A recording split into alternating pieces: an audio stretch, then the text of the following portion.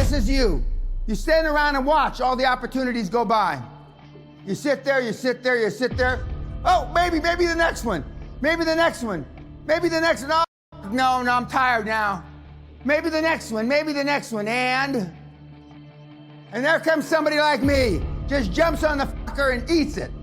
Maybe the next one, Ray. Who in this room is that male lion? Steve Jobs, Elon Musk, Warren Buffett, Bill Gates, Ted Turner. I just named 5 of the greatest names in business in the last 150 years. And they all have one thing in common. They're ball busters. They're hard as fucking nails. Where does that leave you? I still work 50, 60 hours a week. And I haven't had to work in 35 years. You're not willing to do anything. You're not willing to sacrifice anything to be a high-performance person. We take too much time procrastinating because we're afraid of failure, and fear is false expectations appearing real. We're worried about what other people think. We're trying to fit in. And I can go through a whole litany of bullshit. Now, it's not bullshit because it's not true. Litany of stuff why you are where you are because you just didn't do it. You didn't want to make a mistake. You got a mortgage. You got 2 ex-wives. You got a 15-year-old daughter who's pregnant. Your dad's got Alzheimer's. Your mother's got emphysema, spitting up blood. I can go on and on and on and on. But the bottom fucking line is, if you had 15 years ago, you had just done it. 10 years ago, you had just fucking done it. 5 years ago, if you had just fucking done it. 6 fucking months ago, if you just fucking done it, you probably wouldn't be in the position you're in now. So I'm saying no matter what your age is, it's still time to just fucking go out and do it. I'm gonna make you give me 2 lists. One list, your goals. Intermediate, short-term, long-term goals, okay? Both in personal and business. Then you put another list together, and this is a good exercise for you guys to do. You put another list together and you say who you met with from Sunday midnight till Saturday midnight for 1 week. Who you talked to or who you met with, okay. And you put the list together. Okay, let's say there's 50 people on this list. Or in your case, maybe 100, I don't know. Okay, on mine, it's a short list. Only the mentees, basically. 5 or 6 people outside the mentees, lawyers and accountants. Now, you put a number by every fucking person that you emailed, Skyped, tweet, linked, and which one of your goals on this other side of the paper they have anything to do with.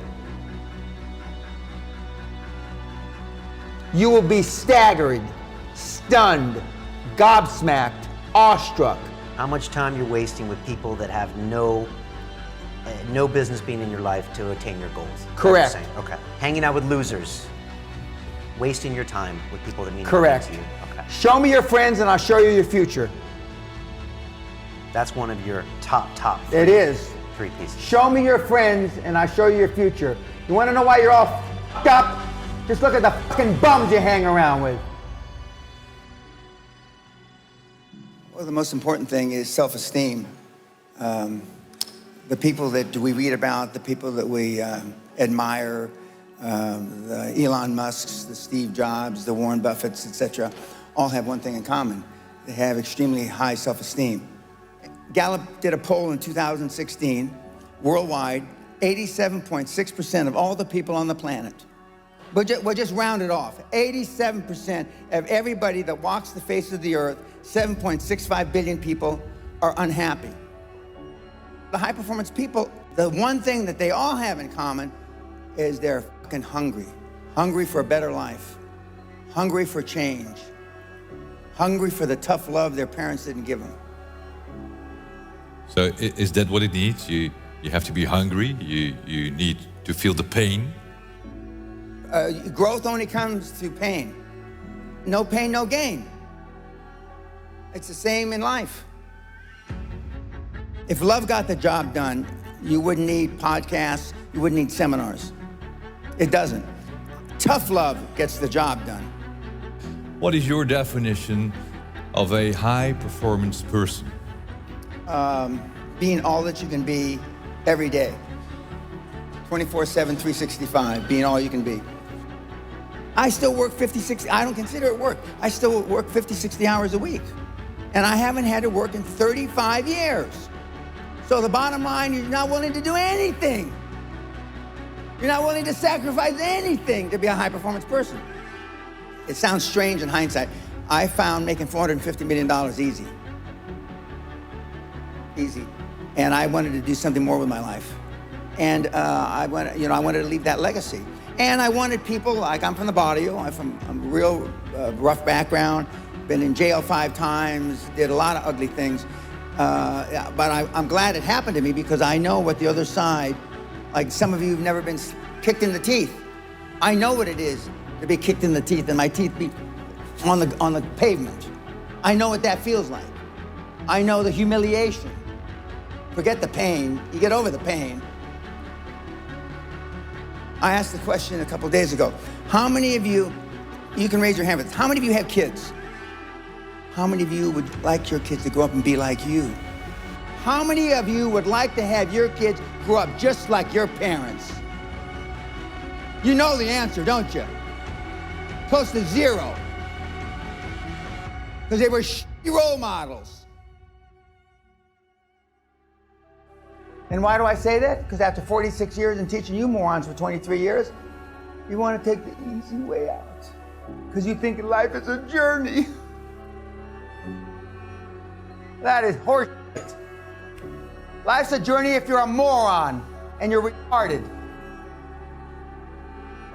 That's why, that's what you've done with the life up. It's been a journey. And how good is the fucking journey? You tell me. Life doesn't have to be a journey. It's a journey for morons. You think life is a journey for the Trump kids?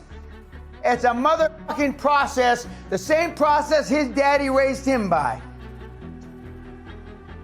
Same for me. Life ain't a journey if you're my kid. It's a goddamn process.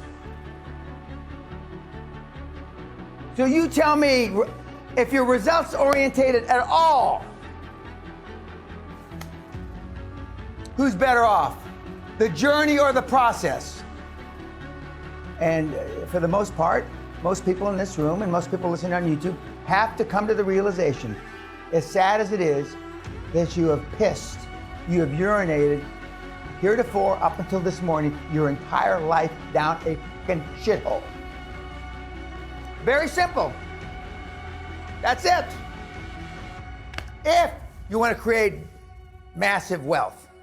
If you just want to be a happy, slappy housewife from fucking Dundee, or a happy, slappy bimbo from fucking Toronto, or a happy, slappy guy who goes to the Little League games in Mesa, Arizona, then that's okay.